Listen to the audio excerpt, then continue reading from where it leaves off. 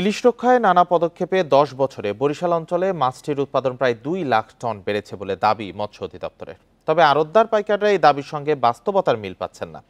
তাদের দাবি একসময়ের জমজমাট ইলিশের মোকাম প্রায়ই থাকছে মাছ শূন্য। এই পরিস্থিতিতে জেলার ১৬৩ ইলিশ আড়তের মধ্যে ১০৩টি বন্ধ হয়ে গেছে গত কয়েক বছরে।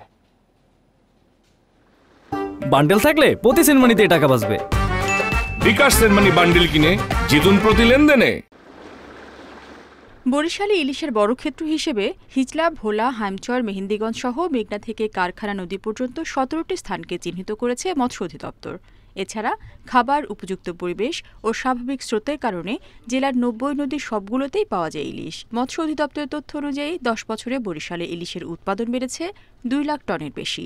শ্যালো ওয়াটার লাগবে, পর্যাপ্ত প্লাঙ্কটন লাগবে এবং একটু স্রোত লাগবে, যেটা ফুললি মিলে গেছে এই বরিশাল অঞ্চলে। তবে মৎস্য অধিদপ্তরের দাবির প্রতিফলন দেখেন না আড়তদাররা। তারা জানিয়েছেন, মাছ সংকটে একে একে বন্ধ হয়ে যাচ্ছে ইলিশের মোকাম। পোর্ট রোড, চন্দ্রমোহন ও বেলতলা মোকামের আড়তদার, পাইকার ও রপ্তানিকারকরা বলছেন, যোগান কম থাকায় ইলিশের দাম আকাশচুম্বী। আমরা এই টাইমে নাহলে ডেলি ১-১.৫ মণ মাছ মারতাম, এখন মনে করেন ডেলি ৫০ মণ মাছও হয় না। মাছ কমানোই কমতেছে, প্রতি বছরই মাছ কমতেছে। এই অ্যাডজাস্ট হিসাব কীভাবে তারা বাইর করে, এখন তারা কি সময়ে প্রত্যক্ষভাবে স্থান মতো যাইয়া জরিপ করে না অফিসে জরিপ করে, সেটা আমি জানি না। এদিকে মৎস্য অধিদপ্তরের কর্মকর্তাদের দাবি, চাহিদা বেড়ে যাওয়ায় যোগান বাড়ার বিষয়টি চোখে পড়ছে না। এছাড়া যোগাযোগ ব্যবস্থার উন্নতির কারণে সহজেই মাছ চলে যাচ্ছে দেশের বিভিন্ন প্রান্তে।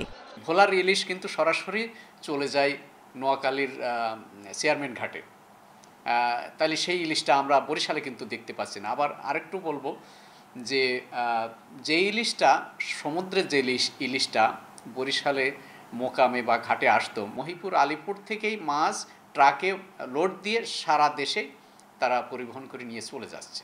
এই কারণেই হচ্ছে যে এখানকার দোকানপাট মাছ তেমনটা পাচ্ছে না।